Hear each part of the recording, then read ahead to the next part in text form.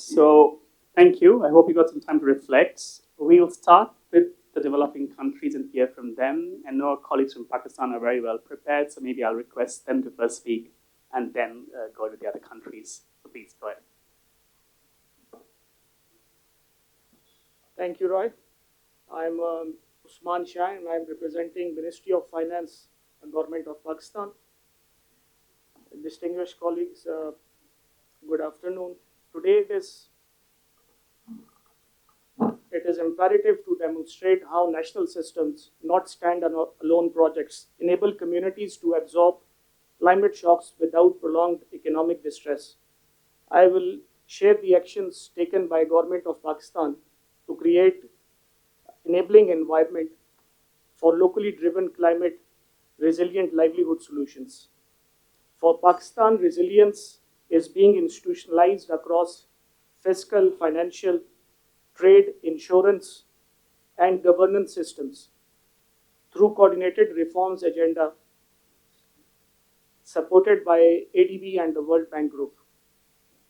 Our approach rests on 7 integrated pillars, and I'll go through each one of them.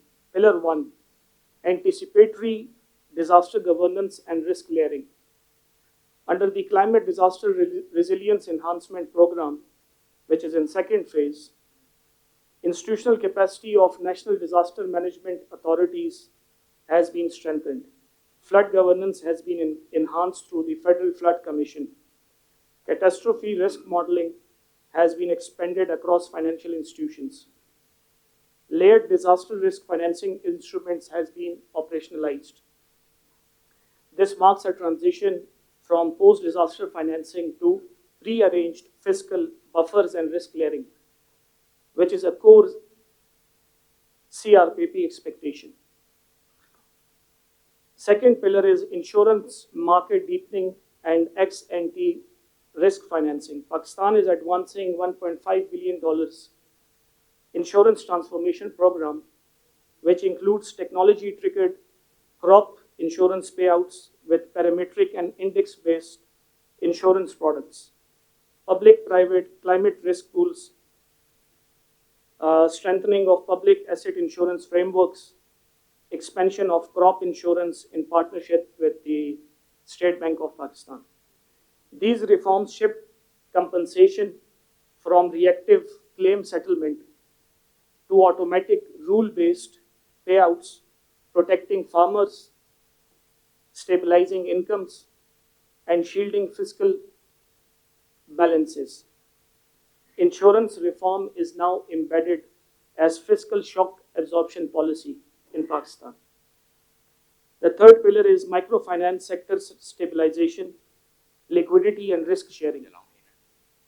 The World Bank supported resilient and accessible microfinance project capitalizes a climate risk fund, provides liquidity and portfolio risk sharing support to microfinance institutions, and restores credit flows to climate affected rural borrowers.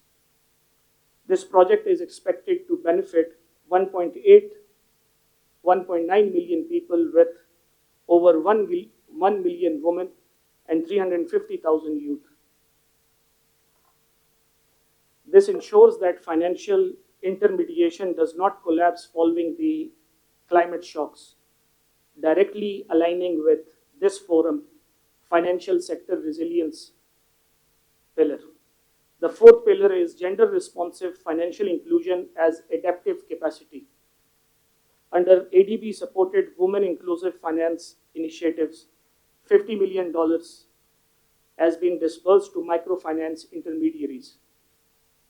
Over 100,000 women borrowers financed in agriculture, livestock, fisheries, and micro enterprises. And this program is an expansion phase to around 200,000 plus beneficiaries.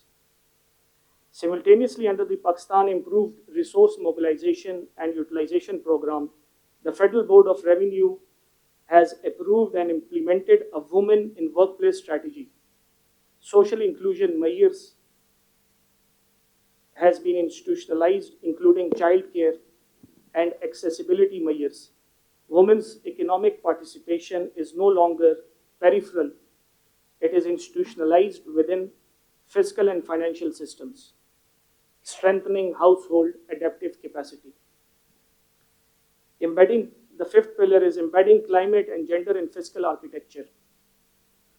Through the improved resource mobilization and utilization program, auto-populated income tax returns have been operationalized using salary and withholding tax data. Budget commitments made to increase allocations for gender equality by at least 15%. Climate mitigation and adaptation allocations have been increased by at least 30% under this program. Climate resilience is therefore integrated within public financial management, meeting this forum's requirement for fiscal institutionalization. The sixth pillar is trade system resilience and market continuity. Reforms under the Pakistan single window include publication of gender disaggregated trader data on quarterly basis, dedicated helpline for women-led businesses with real-time call analytics, institutionalization of gender equality through pay audits under Gender Action Plan.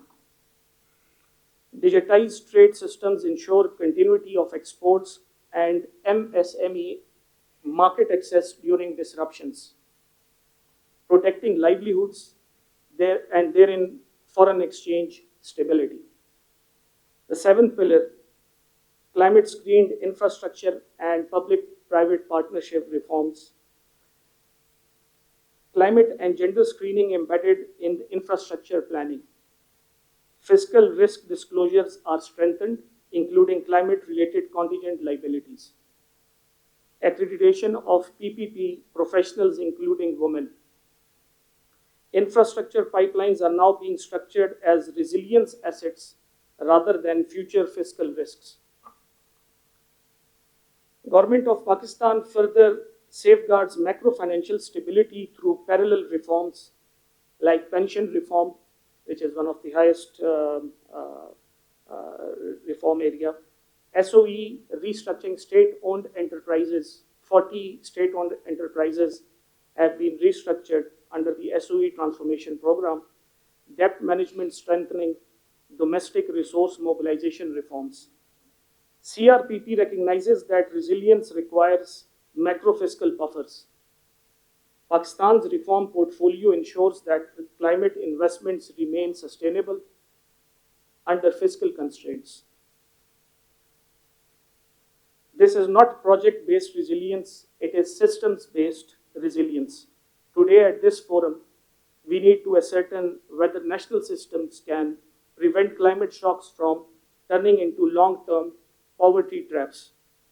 Pakistan's approach shows that resilience must be embedded simultaneously in disaster governance, insurance markets, financial sector liquidity framework, fiscal architecture, trade systems, infrastructure planning, macro-fiscal management. Climate shocks will continue. The difference lies in whether the institutions are designed to absorb them. In the end, how can CRPP support countries and communities? Our priorities is to institutionalize a comprehensive sovereign climate risk financing framework that integrates risk assessment, insurance market deepening, contingent financing instruments, and shock responsive financial sector liquidity windows. This would consolidate existing reforms into a unified architecture and position Pakistan to manage climate shocks without destabilizing fiscal balances or credit markets. CRPP support in technical design and risk analytics would be welcomed. Thank you. Thank you so much. That was a really comprehensive set of reforms you described. And what kind of struck me was, yesterday I think we discussed a bit about, even if you want national systems to deliver local adaptation, those systems themselves has to be resilient. And you talked about a whole range of reforms required to make your national system more resilient so that they can continue delivering these impact on the ground. I think you also demonstrated the scale that we can reach when we deliver through national systems in terms of scale of number of people we reach is huge. And lastly, I think your talk highlighted the various opportunities that we have, whether it's working through microfinance institutions, working through trade lens, and other aspects, the insurance market. So there are many opportunities. The idea is to how we work through these systems and make them resilient. So thank you for sharing that. Really appreciate it. Thanks a lot. I'll turn around to any other governments who would like to speak. Yes, sorry, I can't see the name. It's loud, is it? Thanks. Good afternoon to everyone, and thank you very much for giving this opportunity for our team from Lao PDR to share what we have been doing so far in our country. And we have quite good policy commitment in terms of the policy commitment. Lao PDR is highly vulnerable to climate change, particularly flood and drought, and food securities. And in response to this climate resilience and adaptations are fully integrated into our national socio-economic development plans and multi-sector strategies. So at the moment, we have National Adaptation Plan, which is completely endorsed by the end of 2025. And we are now under generate decrease or 5-year action plan on the climate change and adaptations. 5-year action plan should be 2026 to 2030s. And adaptation plan or national steering committee we have at the moment, we are trying to establish environment national steering committee that we are going to revise within line ministry, multi-sectoral coordinations, and multi-stakeholder actions. So this is going to be complete very soon on the government. And also we work closely with the development partners, revise the national steering committees, and try to develop a framework with national and transfer to subnational level in order increase local authority capacity development from subnational level. And we have some kind of project ongoing and the existing government program, for example, sustainable agri food system sector project, for example. The project has a 5-year work plans, and this is ongoing to implement it. And BRRP, building resilient and reducing rural poverty, which is 5-year work stream also.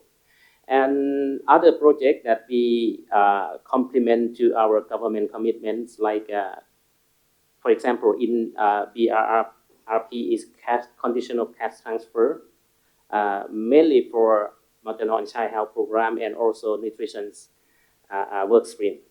And national nutrition is our national agenda because a high nutrition among children under 5 compared to neighboring countries. This is very much focused and ambitious of the government of Lao PDR to improve access to nutrition screening and also improve access among women in rural setting in Lao PDR.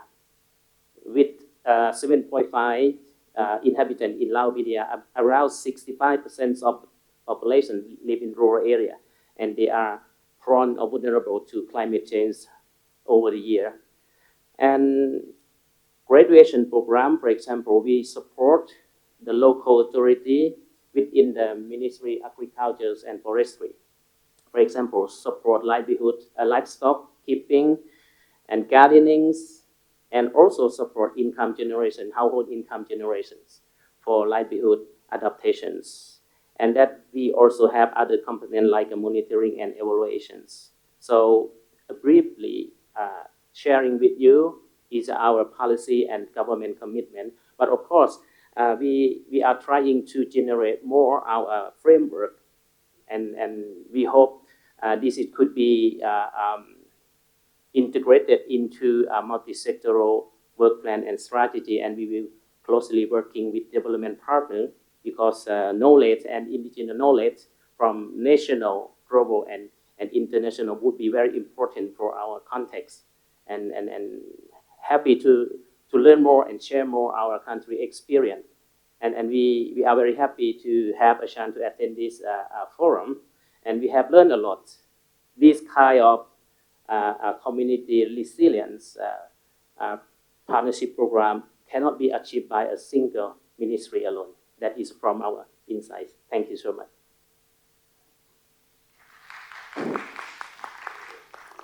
Thank you so much.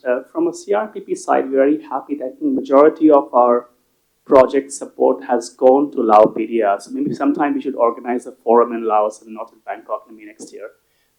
But you highlighted a very important point. I think the institutional coordination issue is very important. We realize we talked a lot about social protection programs, but for social protection programs to deliver shock responsive features, it has to interact with the early warning systems in the country, which is a very different set of system. So you automatically are interacting two systems there, where institutional coordination becomes very, very important, otherwise it will not deliver essentially on the ground. The program you talked about, sustainable food systems, is important because you are delivering the program through a financial intermediary, Lao Banco there, primarily. But the way the program is also designed, that we know the financial intermediary can only reach to a certain level of farmers who have certain capacity, but you also have farmers who don't have that capacity, and that's where the GCF grant money is coming to support that bottommost tier of farmers who need support to adjust their cropping and subsistence farming practices. And lastly, maybe I'll end. I think the Laos' recent policy shift towards decentralization, which is being ramped up, is also a big opportunity for doing more work at the local level in a much more systematic manner. And we look forward to continue working with you guys. And I'm very happy in Laos, most of our programs are also jointly supported by World Bank and ADB. So I think it's a good partnership for us to show and continue that. So thank you for sharing that. Thanks a lot. Any other country, please? Yes, please, India. Good afternoon, everybody. Myself Binod Giri. I'm working in Ministry of Agriculture from India. So today I would like to share before this August House regarding farmers' resilience in terms of price and farmers' income. The government of India is implementing some of the program. Okay. Like before the sowing period, government announced minimum support price. There's a guaranteed price for the farmers for 25 notified crops, which is very essential for the farmers. So after announcement, farmer will decide these are the rate that if given the market crash, the government will come forward to procure. So they will go for the cultivations. And during harvesting period, when the crops is bumper and price is determined by the factors of demand and supply. When supply is more, demand is less. Obviously, price will crash and come down below the guaranteed price. In that particular point of time, government will intervene. It's not to procure, it will intervene. And through its agency, they will procure the excess means productions from the market, and it continue procurement till the price established, means above the guaranteed price. Then the other players who are there in the market, they will come forward and they will start procuring the things. So this is the role of government to establish the market price for resilience farmers in terms of price crash and farmers' income. This is to protect the farmers' income. And in the entire procurement ecosystem, yesterday we were discussing about the community approach for the prosperity and livelihood. All the channels are involved, cooperatives, federations at the national level, state federations at the state level, and the procurement at the grassroots level, like primary cooperative societies or the self-help group, who are the direct cultivators are engaged. So in this way, the procurements are done. and farmers are assured that for these particular notified crops, price is guaranteed, and they will go for their cultivation. And there are certain notified crops which is grown 3 seasons per year. Like this is also procured for the national food security. This includes like stable crops like wheat, rice, pulses, oilseeds, etc. These are the list of the. There are list of 25 crops for which the government announced the MSP and assures the procurement for the farmers' resilience in terms of price and farmers' income. That's why the farmers are continuing producing these crops throughout the years, and they are assured that if the even price crash in the market, that there are some uh, agencies like government will back for procuring our commodities. In this way, they are assured. And in the entire ecosystems, what like yesterday's, we also discussed about the means engagement of this technology, new technology. All the procurement process are driven by technology. Like farmers are registered in the portal and their identification, so that middlemen or other factors, they will not directly affect the farmers their procuring system. So, and the payment to the farmers are all done through electronically, like transfer of through direct into their bank account. So these are the one aspect that the government is doing. Apart from these, like there are certain other programs like insurance, crop insurance. It's a protection of the farmers. So many insurance companies are engaged to do the farmers insurance. They will go to the village, use their GPRS satellite-based technology, and do all means insurance. And for accessing to credit for the farmers, like this is also one of the important aspects that we are delivering yesterday. So, for Government of India has launched such a programs for easy access to credit for the farmers at concessional rate of interest. Like we have Kisan Credit Card. So every farmers is having a Kisan credit card, and they can go to the bank and access credit. In some cases, collateral security is also not required. I've forgotten the exact amount, but it might be 150 lakhs or 2 lakhs. That collateral security is not required. Okay, these are some of the resilience programs that are adopted at the policy level on behalf of Government of India. So I would like to also add one thing, that in the entire ecosystem, that we cannot ignore the role of middleman, because in the country like India, from south to east, west to north, the products there must be a vast supply chain, and government alone cannot fulfill the entire desire of the people or the consumer. So we should equally involve this middleman, private parties with technology-driven, innovative thoughts, ideas to outreach the delivery up to the consumer level, so that the entire ecosystem will flourish and grow. With this words, thank you. Thank you. Maybe a round of applause afterwards. Thanks. Thanks for mentioning the importance of procurement system, which we often don't discuss so much. And also, it does provide opportunities for community procurement or through cooperatives and other mechanisms we're discussing today.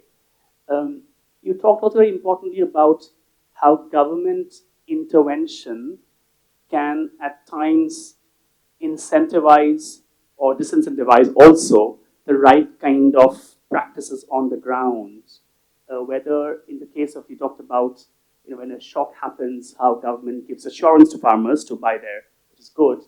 I hope it can also be used the other way around, that certain kind of practices that are not necessarily favorable and you want to disincentivize that, that also can be done through a reform or government intervention. So thanks for sharing that.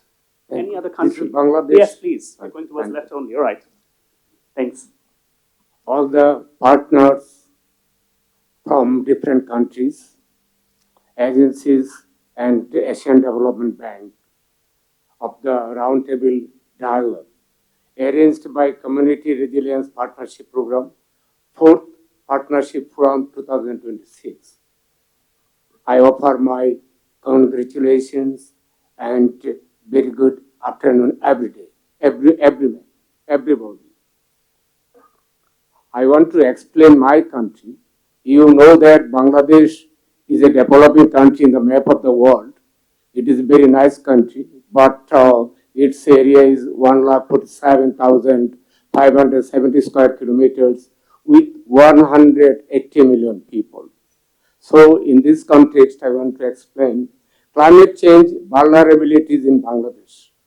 Bangladesh is one of the most climate vulnerable countries in the world. One, sea level rise is the most critical threat, with studies showing an annual rise of 3.8 to 5.8 millimeter in Bangladesh coastal zones, potentially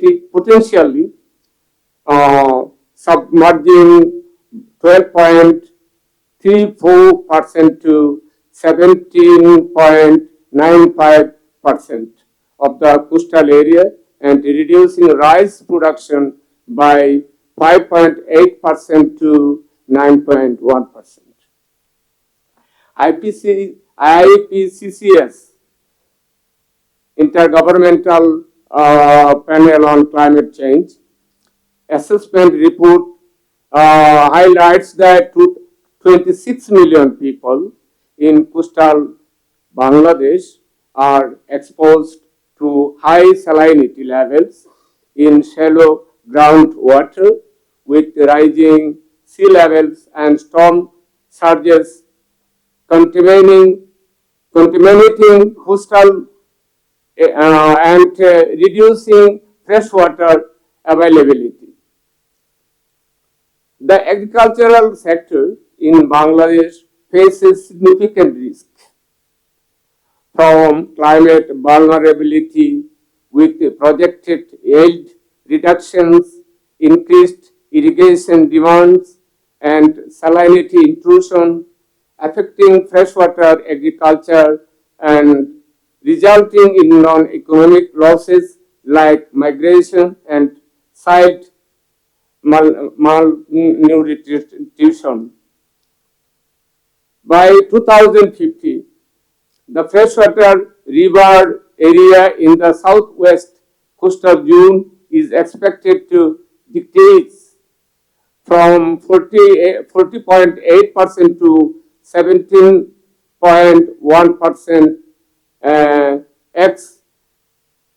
Water scarcity and agricultural challenges. Major climate change initiatives at policy level. Bangladesh, facing significant climate change, has developed comprehensive policies and plans to address the impacts of global warming. One, constitutional directive. In 2011, the Bangladesh government incorporated a constitutional directive in 18A of the Constitution article.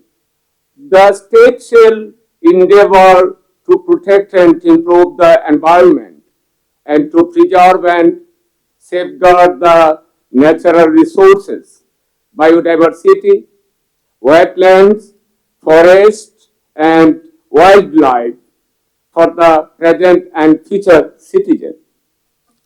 2. Bangladesh Climate Change Strategy and Action Plan. Bangladesh Climate Change Strategy and Action Plan 2009 was formulated in 2009. It was one of the most credible initiatives of any developing country to address climate change in a comprehensive manner. 3. National Adaptation Plan 2023 to 2050. In October 2022, Bangladesh formulated and submitted the National Adaptation Plan 2023 to 2050, which significantly enhanced its adaptation ambition.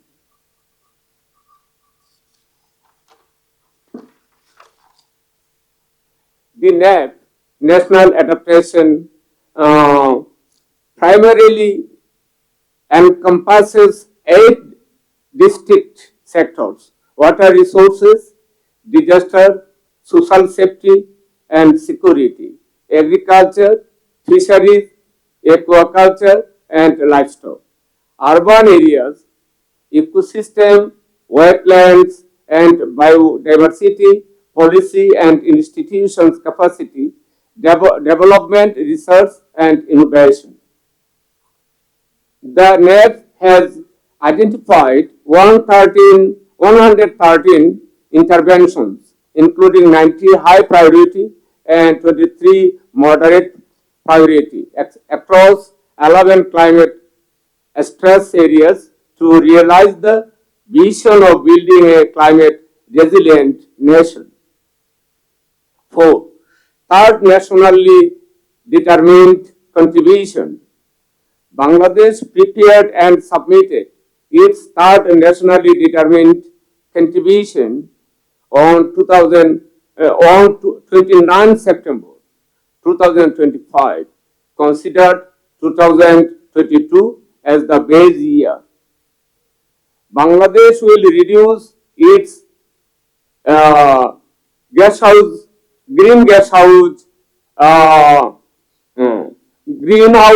greenhouse gas emissions by 26.74 to 6.39% below in 2035 as unconditional contribution. Bangladesh will reduce additional greenhouse gas emissions by 58.23 or 13.92% below in 2035 as unconditional contribution. 5. Bangladesh Climate Prosperity Plan 2022 to 2041. Bangladesh has adopted the Bangladesh Climate Prosperity Plan 2022 to 2041 with the vision of achieving energy independence, maximizing share of renewable energy and energy efficient technologies, and setting Bangladesh from one of the vulnerability to resilience to prosperity. 6. Bangladesh Climate Change Trust Fund.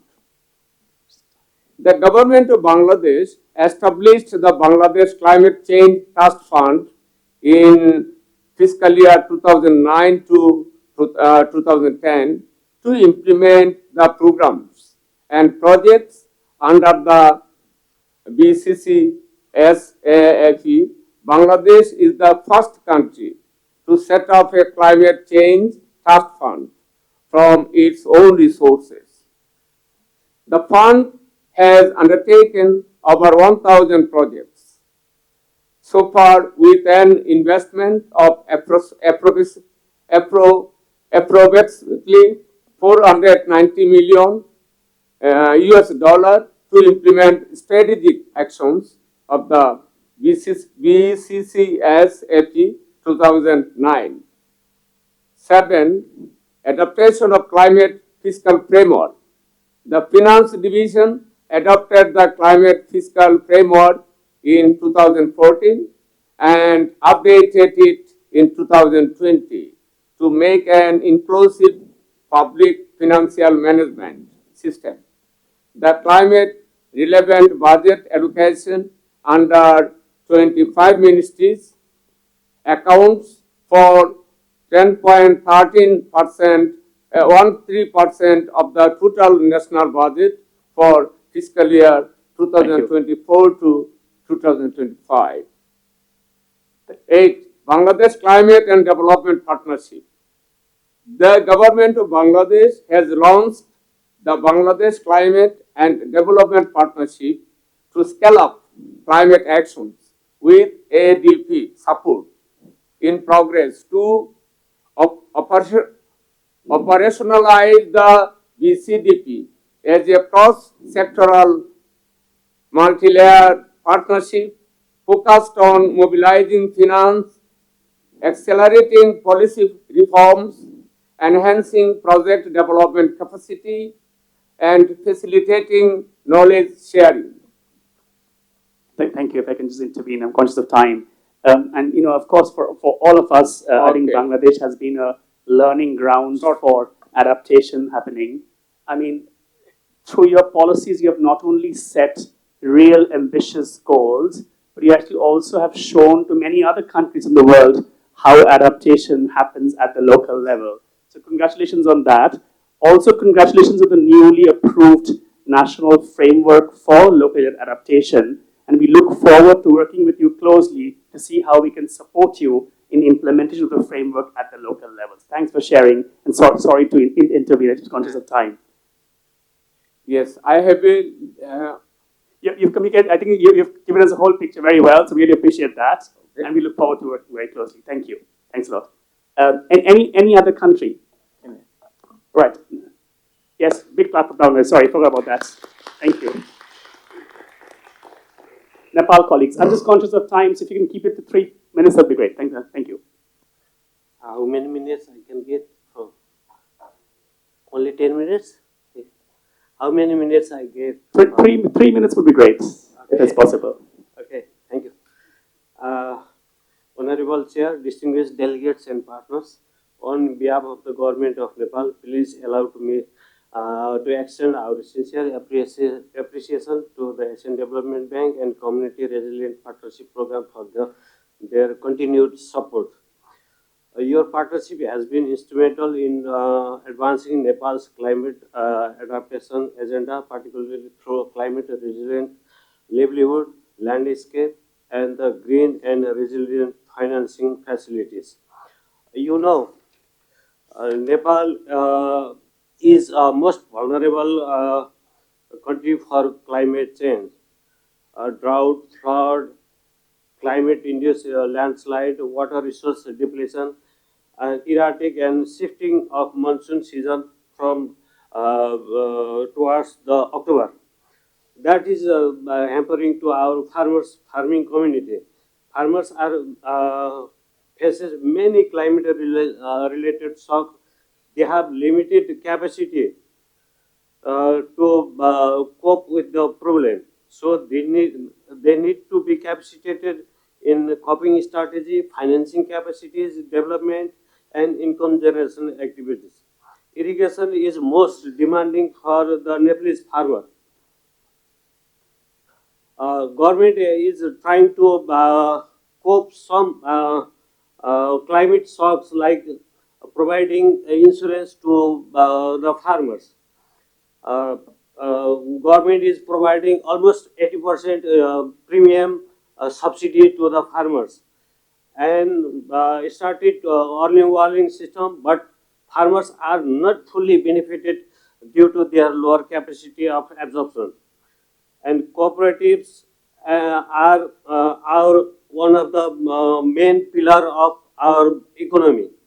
They are limited working capacity in the field of agriculture. Women farmers group are also formed and working in the production and marketing. Value chain activities are being started. But they need to link to the small and marginal farmers. We expect ADB is the most the major our financing institution for the government, and we expect from the ADB and also from the, I have seen the representative from the World Bank here. They need to modify their financing system. They have to say more focus to grant, towards the grant, to focusing to the livelihood support program to women, poor and marginalized community.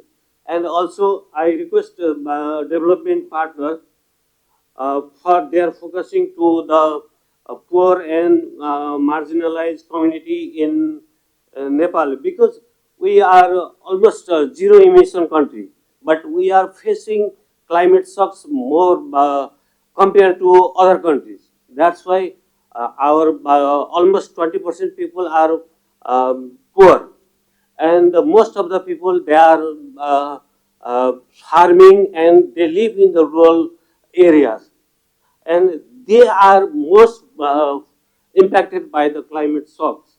That's why we request ADB and other development partners, they focus to the women, poor and marginalized community in our country. Thank you. Thank you.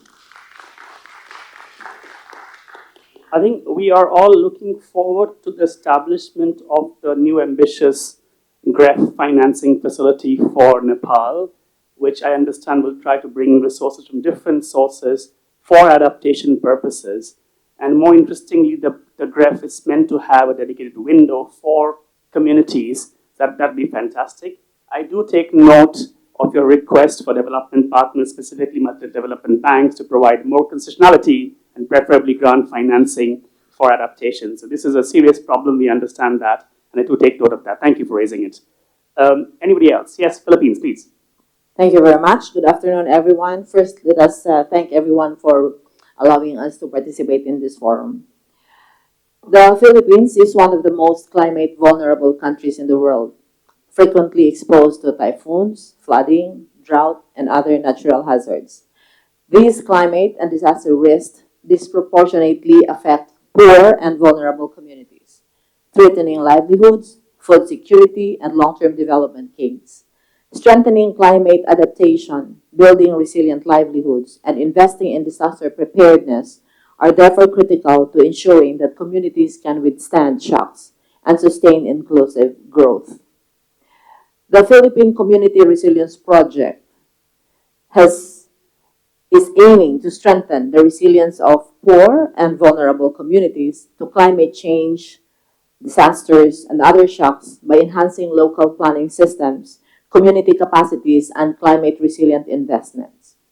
We just launched the PCRP last December, and our target would cover 880 LGUs based on the eligibility criteria of the PCRP. Like, for example, we are covering LGUs with poverty incidence equal to or higher than 18% of the national average based on the Philippine Statistics Authority. Number two, moderate to high levels of exposure to 6 identified environmental natural hazards such as drought, heat, landslide, storm, or flood. 3, stunting rate among children aged 0 to 59 months based on the 2023 data, and indigenous people population fraction. Now, currently, the Philippines has a scope of 880 LGUs based on our plan, but the current funding that we are availing is only for 500 LGUs, and thank you, World Bank, for allowing us to partner with you on this. And so therefore, that leaves us a balance of 380 LGUs. As I have mentioned earlier, because of the vulnerability and the risk that the Philippines is exposed to given the climate change, we are expressing our interest how the CRRP can support the Philippines. And hopefully, our development partners can consider giving us support to the 380 LGUs, because I think we cannot wait for the next 5 years to complete the 500. The need is now, the risk is high, and shocks is really happening in the Philippines. So aside from that, maybe you can also consider the need for technical assistance and capacity building effort of the Philippines. Yesterday, I was looking at all of the presentation, and I'm so amazed by the different strategies that the different countries has presented. And it is a realization that one of the gaps that we have in the Philippines is really putting the good works that we have done by way of documentation and even research. So I was talking to a seatmate coming from World Bank, and I said, maybe you can help us because this is our gap, and maybe our development partners can consider that because we really want everything that's done in the Philippines properly documented. Thank you very much. Thank you. Another great example of a national program, the Building Climate Resilience Program. It reaches 880 local governments in a massive scale, right? And I know from my colleagues, they're working very closely to see how ADB can support along with the support that's ongoing from World Bank. It's also great to hear how the targeting of the 880 LGUs is a factor of both poverty, but also climate vulnerability, which shows that money will really go to the most vulnerable communities. So thank you. Thanks, and we can learn a lot from that. Any other country before Indonesia, please, of course. Thank you.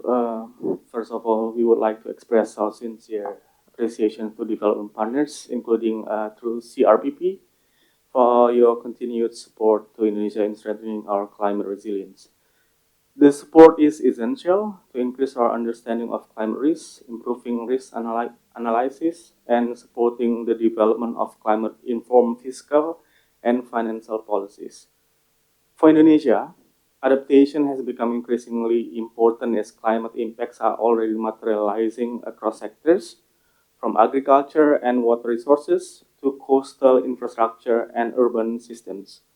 As an archipelagic country, highly exposed to climate-related disasters, strengthening resilience is not optional. It is a core development and fiscal stability agenda. Our NAPs recorded economic losses average 0.61% of GDP, or roughly around 6.8 billion US dollars. Floods and landslide disrupt transport. Droughts trigger food price volatility. Fires cause acute upper respiratory tract infections and school closures. And coastal floods damage housing and ports. Cumulative losses reduce fiscal space and strain local budgets. Indonesia's capacities are evident in this process. Our strong institutional arrangement, a growing body of scientific evidence, and inclusive participatory mechanism that engage ministries, local governments, civil society organizations, communities, academia, and private sectors. We are also pleased to note that adaptation financing is taking an increasing share in Indonesia's national climate budget. Our climate budget tagging recorded 43% of our climate expenditure is allocated to adaptations, even although it's still below the mitigations, but the proportion is in increasing trend. The government has progressively strengthened climate budget tagging and tracking mechanism to ensure that adaptation expenditures are systematically identified and scaled.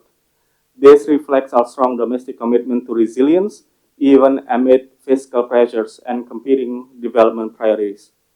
However, the scale of needs continues to outpace our available fiscal space, particularly at subnational level, where climate impacts are most direct. Despite our strong commitment, adaptation finance continue to face structural challenges, particularly limited revenue streams and lower bankability compared to mitigation projects. Therefore, continued and scaled up concessional financing and grant support remain critical. Concessional resources are essential to reduce the cost of capital for resilience projects, there is early stage adaptation investments, support project preparations and pipeline development, and strengthen institutional capacity at national and subnational levels. We encourage development partners to further align support with blended finance approaches, combining grants, concessional loans, and technical assistance to unlock greater impact. In addition, as climate financing initiatives continue to expand, ensuring strong coordinations among development partners is increasingly important. This CRPP is a clear evidence in this case. We emphasize the need to align support with national priorities and planning frameworks to avoid fragmentation and duplications of efforts. Thank you. Yeah, thank you. It's always very exciting that how a country, depending on the enabling environment it has, is able to then look at opportunities beyond traditional financing sources and see how that can be leveraged in this case for adaptation, hopefully for the local level. So your suggestions on looking at blended finance, more on early stage work, fully venture capital. I think these are very important entry points to explore further work. Thanks for raising that. Look forward to working with you. Yes, please, Vanwa.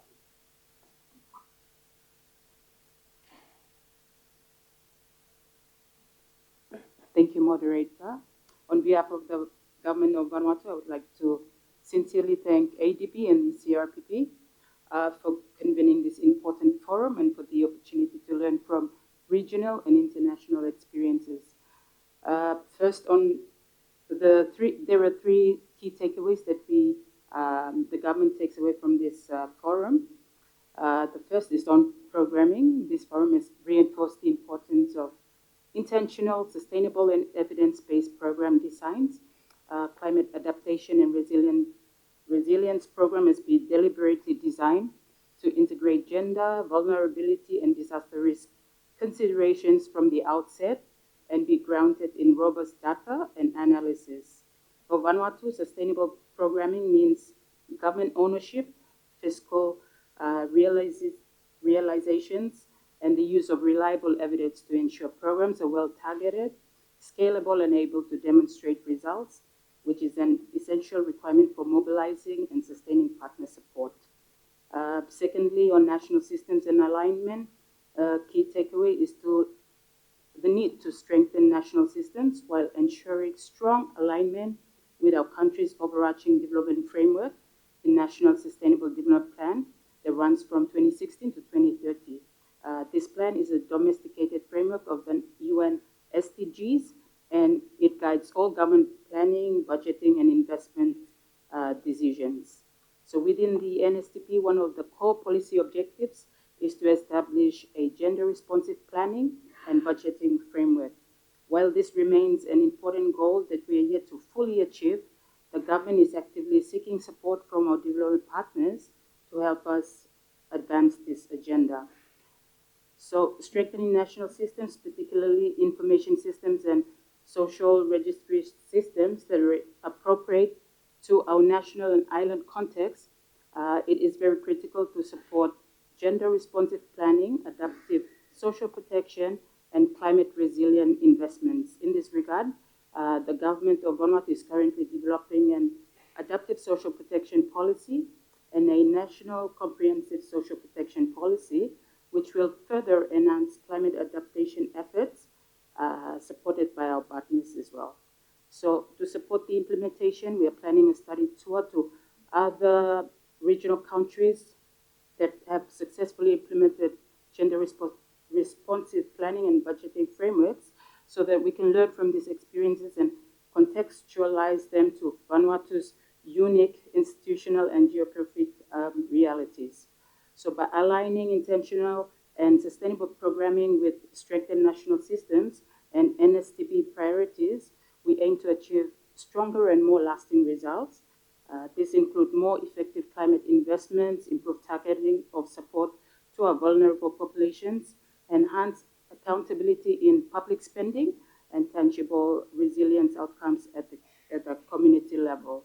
So this forum has provided practical and timely lessons that will help the Vanuatu government to translate policy commitments into action. So we look forward to continued partnership with ADB and the CRPP as we work together towards a more resilient, inclusive, and sustainable future. Thank you.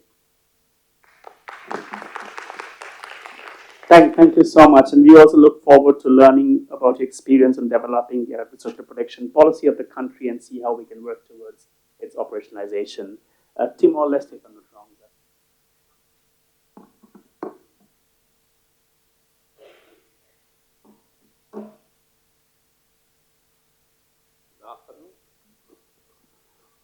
Good afternoon, ladies and gentlemen. Timor-Leste delegation would like to express its sincere gratitude to government of Thailand and ADB other partners that realizing this important meeting. The Asian Development Bank focused its current operation in Timor-Leste on building climate resilient infrastructure, forestry, private sector growth, and supporting Asian integrated growth 766 million portfolio. Invest initiatives including road network upgrade, renewable energy project, workplace skill development, and strengthening public-private partnership. Currently, the Timor-Leste government is finalizing an integrated vulnerability assessment across 114 villages, linking climate risk, livelihood, gender, and social dimension to guide prioritization and targeting Inspire project. In the agriculture and forestry sectors, ADB is support strengthening policy and sectoral strategy. It's a 10 years forestry sector strategy, coffee strategy, sector implementation, infrastructure and connectivity. ADB is investing heavily in upgrading national road network, 78 million financing from Action to Southern Coast connectivity. Energy and environment, technical assistance in provided for developing solar power parks, solid waste management, and establishing carbon credit market. ASEAN integration, Timor-Leste transition into ASEAN through capacity development, technical assistance for reform and policy advice. ADB provides support Timor-Leste in this process. Provide sector and human capital project aimed to improve workplace skill, 3 million grant for workplace development and support private sector growth.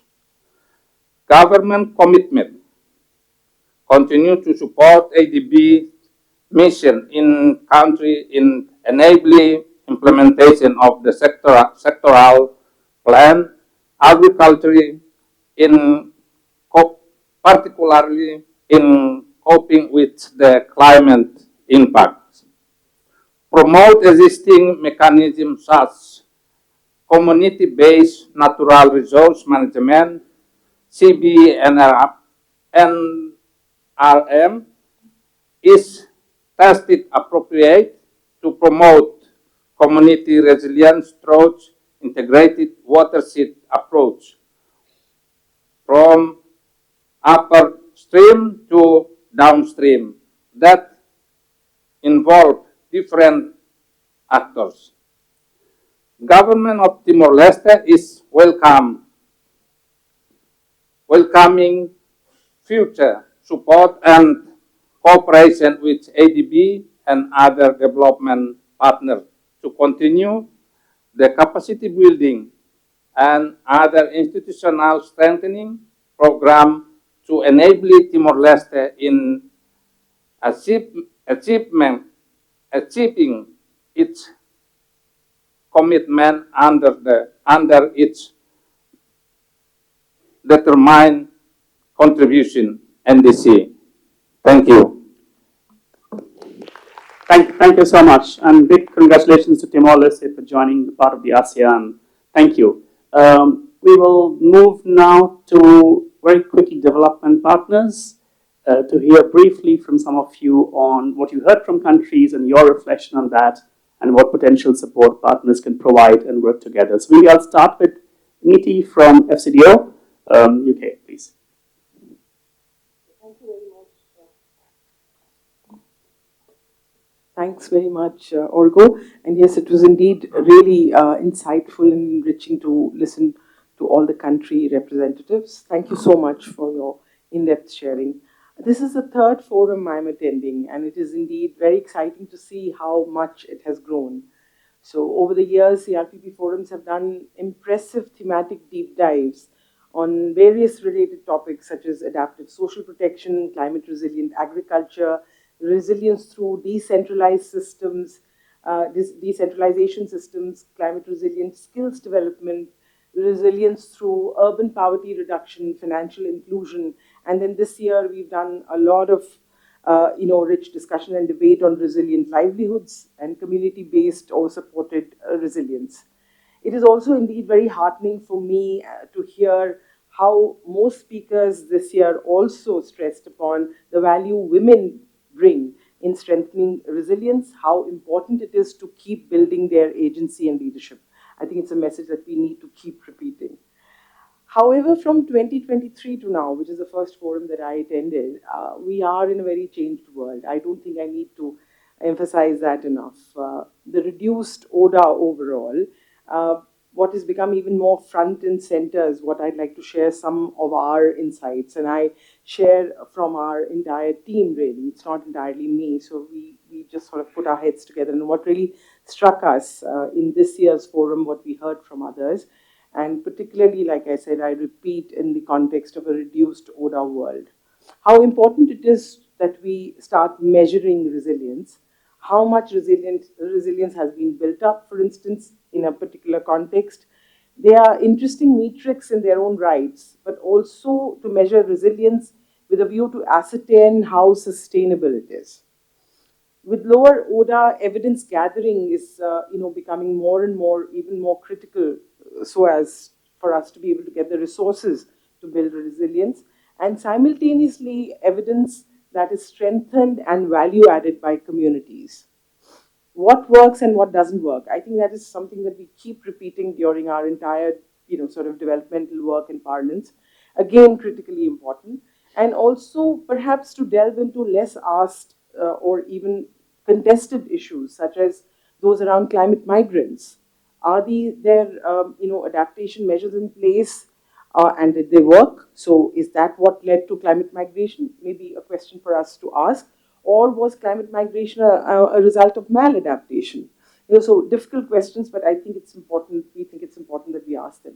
Also ascertaining simultaneously, are we at a risk of maladaptation? For instance, we could be proceeding in promoting a certain kind of a livelihood option, whereas it may just well be prudent to stop that because we may be at a risk, like I said, of maladaptation. What are the value for money metrics in climate resilience? Again, in a reduced ODA world, becomes extremely important. What are the costs of the programs that we are implementing and what's good value per dollar? While recognizing the VFM matrix in some of the most vulnerable areas of the world, also it becomes more important because, if we are, say, for instance, talking about an area like the Pacific, the VFM is going to be very low, but then how do we best manage and finance that? Because those areas are critically important. What we felt that it's more important to share the challenges. We learned, come across some very good experience sharing and good lessons that we learned, but what about the tougher lessons? Should we be talking more openly about them, share more challenges, deep dive on how to address and overcome those challenges? We believe more space and more time needs to be allocated to that. Let's share some more difficult lessons. And not only is this a declining ODA world, countries are also in a very big fiscal constraint. Some of us, our colleagues, even just now mentioned that. So where and what is the private sector contributing and bringing in? I mean, did we sort of narrow down and ascertain that?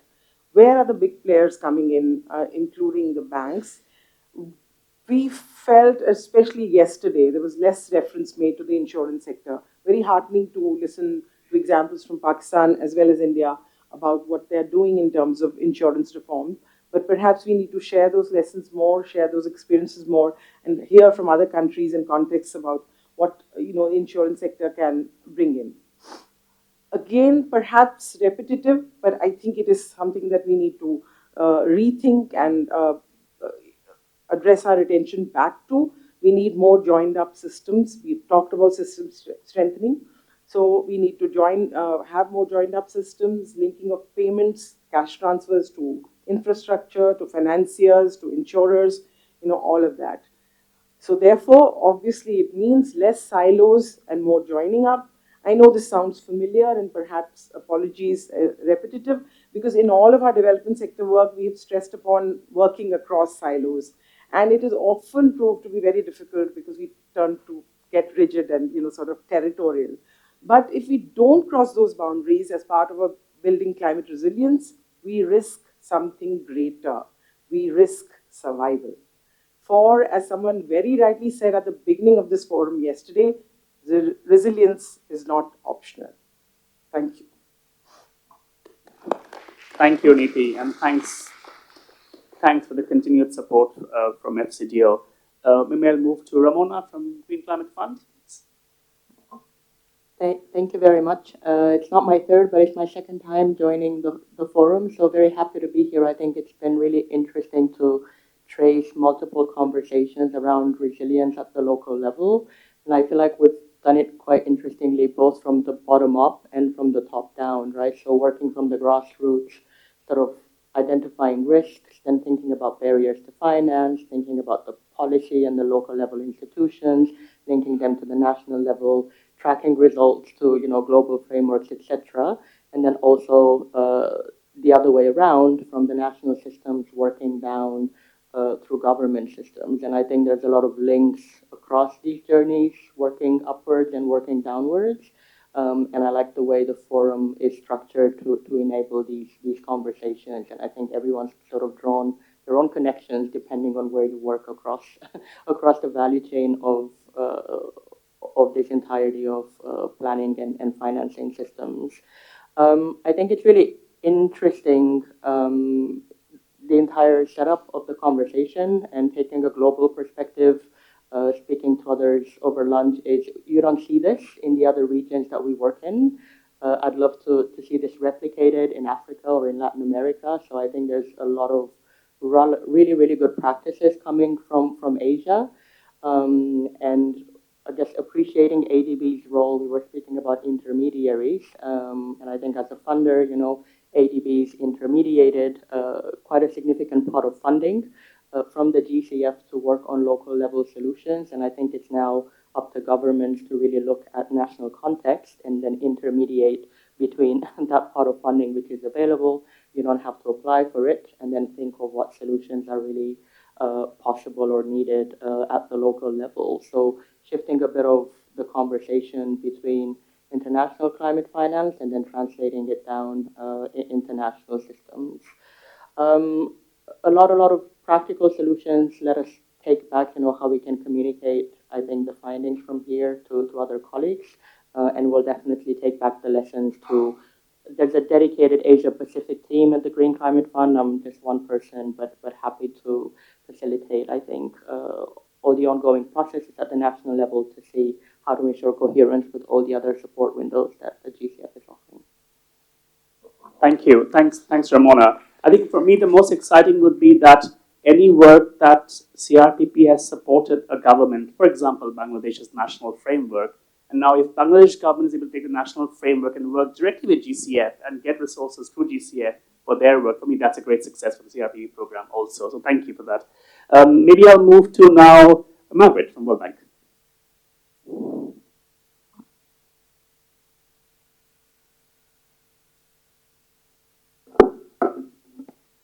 Thanks, Argo. I'm just going to react a little bit to what I heard, and I really appreciate all the countries sharing their ambitious plans and needs and the asks from us. Certainly very heartening to hear the approaches on systems building. I think that's definitely where we need to go. In all the examples, the presentations today of the different approaches, tools, and cases, what we heard about what worked was referred to the LLA principles, right? About addressing structural vulnerabilities, about coordination, all of these things. So, and I think those need to be a big part of the system building, because it's not only the sort of institutions and processes, but within that, that's all embedded in relationships and trust building, and bringing communities as partners and experts, as we've been saying over the past 2 days. So, and the systems building approach, you know, I hope I'm not the only one in the room that remembers back to the early 2000s, because I'm a little bit worried that we haven't come very far in terms of all the calls for coordination and you know, non-duplication, all of this. I mean, and all the silos. I think we struggle institutionally within our own institutions. Certainly within the World Bank, we struggle with turf issues and silos. And I think at the country level, we have seen, you know, this reflected also, right? So I think we've all recognized very clearly that we need to work across sectors and silos and things, but we really need to take that to heart and think about how we do that at a country level. But what I was referring to do in the early 2000s, I don't if people remember, you know, we had these conversations around not the Paris Climate Agreement, but the Paris Declaration for Aid Effectiveness, right? Where all the donors and the MDBs signed that onto these principles of strengthening country systems, working through country systems, harmonizing our efforts, not having all these different systems of reporting and everything, making aid more predictable, less tied. I'm afraid we haven't made much progress in that area, but I think, you know, maybe this can provide some incentive, but I think we need to, you know, look to the past and what we haven't been able to achieve. So, and certainly heard your calls for more concessional financing. And with the, you know, this goes back to making aid simpler and less tied, but again, I think we have a more fragmented aid system now. And, you know, the World Bank now we've been having a lot of conversations with a number of countries around developing financing, helping, you know, strategize and have, you know, dedicated units within ministries. So some of you probably have these already, climate finance units that can strategize around how better to mobilize and leverage different sources of finance for resilience and put those through country systems. So that's one thing I think we're becoming more active in. Yeah, and then I'll just say on the coordination, I think we need to do better in that area. I think we're making, certainly I can speak to like the World Bank and ADB. We're completely on the same page with locally led climate action and trying to work together in a number of countries. And we are working actively in other countries. And I'll just point out, I know we have a couple of World Bank colleagues in the room. I see Deepta back there, and Sam's there. And so for those countries, you probably know them already in the room, so we can have follow-up bilateral conversations about specific things. But yeah, so the systems building, the concessional financing, we heard the coordination. And also just my last point will be on what we heard in the beginning was the resilience, and you emphasized it, Argo, the resilience of the systems themselves, right? Because that and the systems themselves are an important investment in itself, right? We have talking about all the different programs and entry points between social protection, CDD, devolved climate finance. And sometimes it's not the most sexy investment in the sort of things that are more difficult to take pictures of and things, but those are critical investments themselves. So I just want to emphasize that in terms of, because I know even within our own institution, we have sometimes trouble kind of selling the idea of just investing in the systems themselves. But I think it's really important and it's super urgent because it takes time and we're already, behind the clock. So I'll just stop there. Thanks. Thank you, Margaret, and to all my colleagues for joining, but also closely collaborating, organizing this forum. We look forward to this partnership and hopefully deepening it more at a country level, like the work we did in Bangladesh in developing the framework. Thanks. I'll move to Paul from IIED. Thanks. Thanks, Argo. Yeah, so I'm Paul from the International Institute for Environment and Development. We're a partner in the CRPP. We develop research and evidence to help drive scale in LLA. I wanted to start by saying I think Margaret stole my talking points. So sorry if you hear anything repeating. We have a similar perspective on this. I have, I guess, 4 things I wanted to say in the next couple of minutes, just in general about the forum and where things are heading, particularly from the perspective of locally led adaptation, which is where the IIED team and I are really leaning into this work.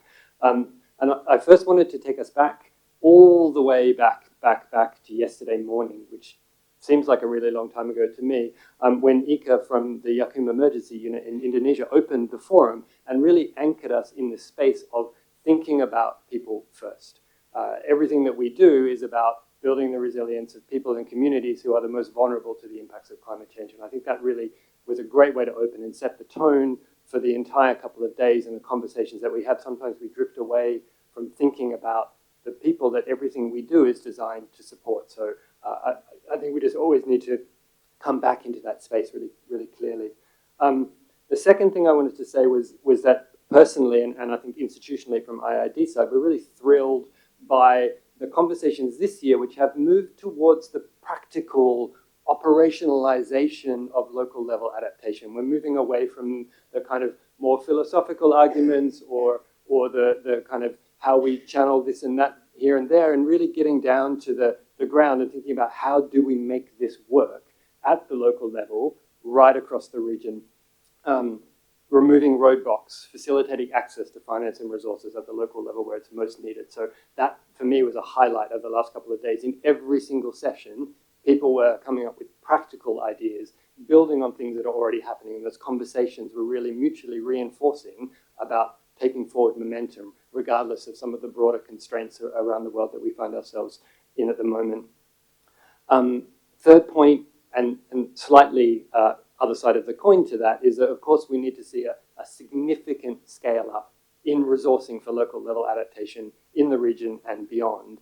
And that is a really tricky space currently. So we need to be looking at a multiplicity of sources of finance and resources, dragging them in from wherever we can find them, and deploying them really effectively at the local level, and looking at new forms of blending finance, not just private-public, but household and other forms of national finance as well. Things like insurance, and always, again, coming back to the thing at the start, doing this at the community level, focusing on people, and making sure that we're building structural resilience over time. Fourth, and lastly, before Argo, I'll come to your 3, I think, entry points in the giant green circles, that I was also really heartened that locally led adaptation is becoming really normalized in our conversations. It's only been a few years since we've been really talking about this concept deeply. And it's moved from a, what is that? What are you talking about? To a, yeah, of course I know what that is, and we're already doing that. It's almost boring now, which is fantastic, right? Because it's difficult, I think, to gain real scale and real traction for things that seem like they're too innovative or too leading edge. And so the more boring and normal we can make locally led adaptation, the more traction I think we can get, particularly in national government systems, which are inherently a little bit more conservative, perhaps, than, say, local level actors who are already moving in this space more quickly.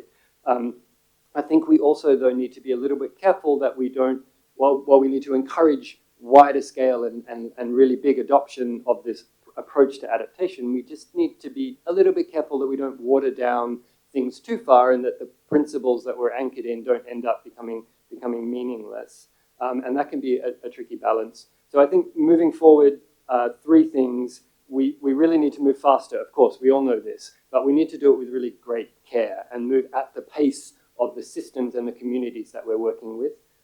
We need to ensure that there are learning loops embedded everywhere, because we can't just continue to make the same mistakes and do the same things over and over. We need to be learning across regions, between communities, across systems. And we also need to always make sure we're putting people at the center, because they are the ones who are the engine of adaptation at the local level. I think just in terms of then those three entry points that are up on the board, I think we need to really focus on translating insights from the local level. We have case studies bubbling up all over the place of really fantastic, locally appropriate, locally anchored adaptation actions that are occurring, but they're occurring in isolation and they're scattered, and we're not connecting them together and building them up and aggregating that evidence and aggregating that practice and finding ways to not take cookie cutter approaches, of course, but to take contextualized cookie cutters and deploy things that work in some places elsewhere and trial them and test them and customize them and then move to other places. And I think that's how we build scale. And to do that, I think we need a lot of practical guidance and tools at international, national, and local level. And I wanted to wave this one around briefly, which is literally called Practical Guide for Aligning Operations with the LLA Principles. I have 2 copies, so the first 2 takers can grab them, but it's also available online. And this kind of stuff I think is really helpful, like a toolbook, a how-to. What do I do now? What do I do next? What do I do then? Is going to be increasingly important as we more and more move this stuff forward. Thanks. Thank you, Paul. Thanks a lot. Since its inception of CRPP, gender has been a very big focus of CRPP. So I'll now maybe call my colleague Veronica to some reflection from a gender perspective. Thanks.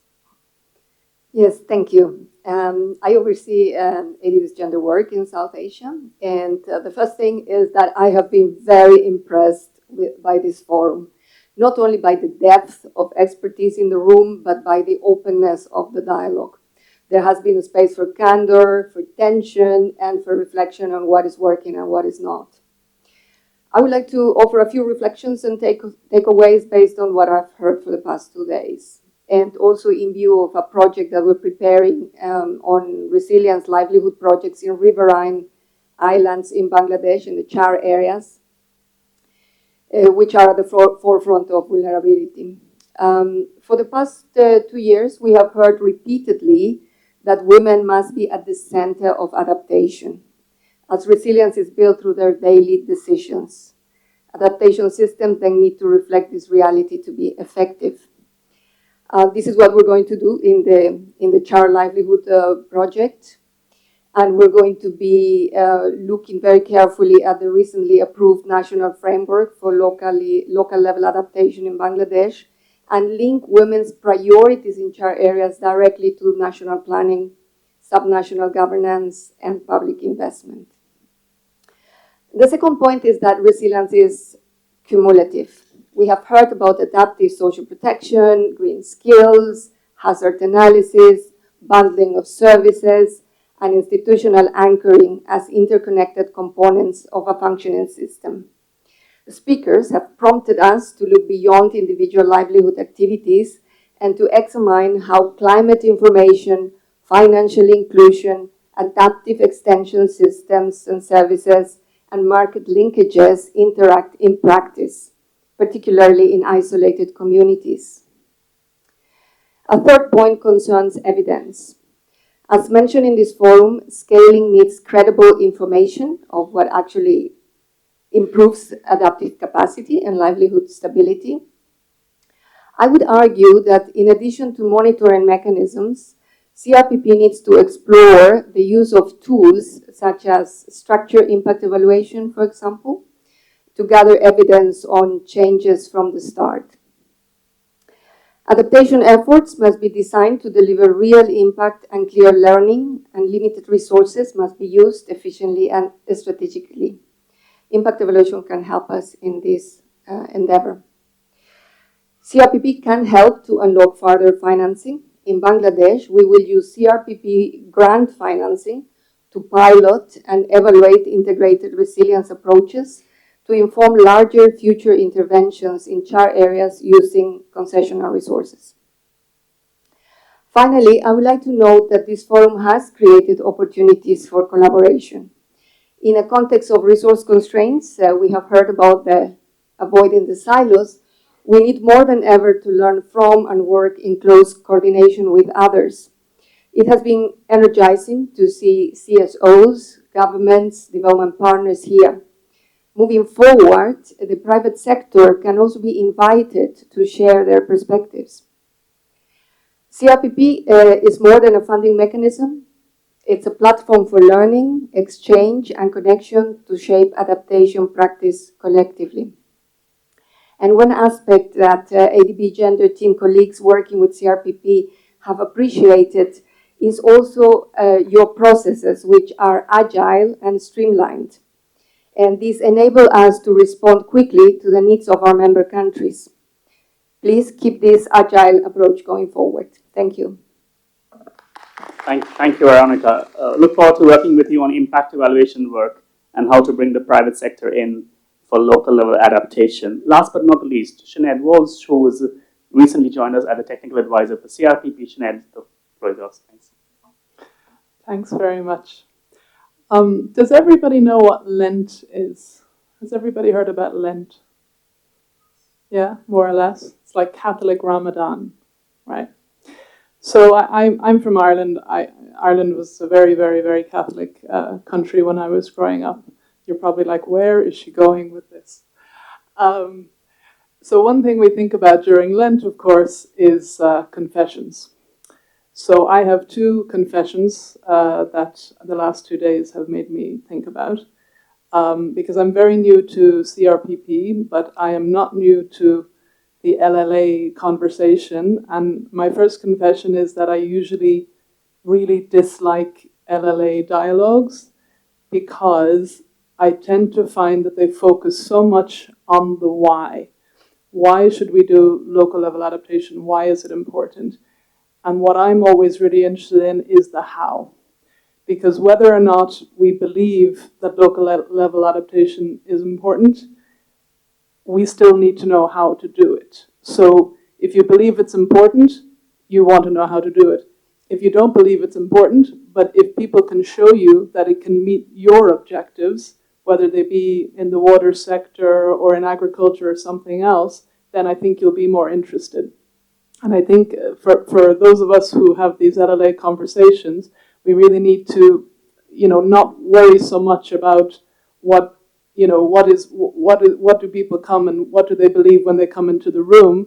We need to think, what are their objectives? What incentives do I have? Say, for example, if I'm a local government official in Indonesia or a national government official in the Philippines, I'm going to have things that I need to achieve on climate, on social protection, on water, on agriculture.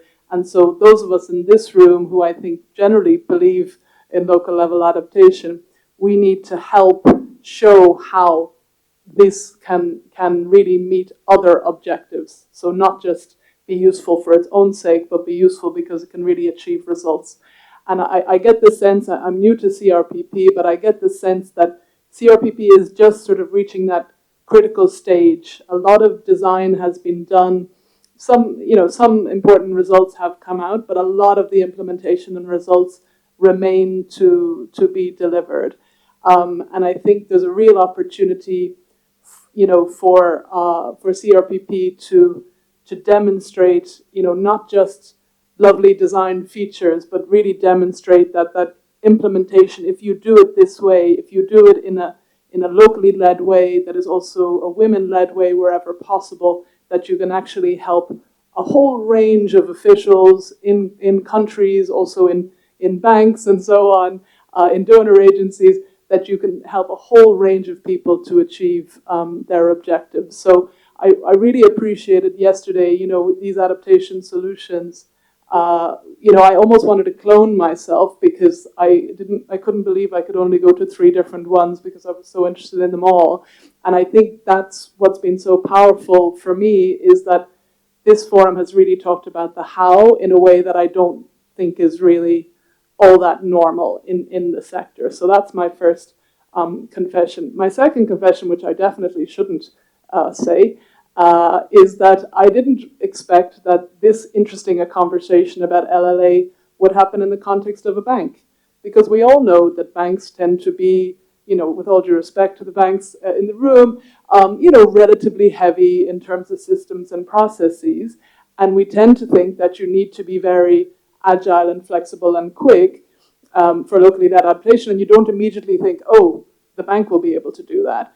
And so I think there's a great deal to be said. And I think, Veronica, you just said it, the way in which ADB has been trying to, be more flexible.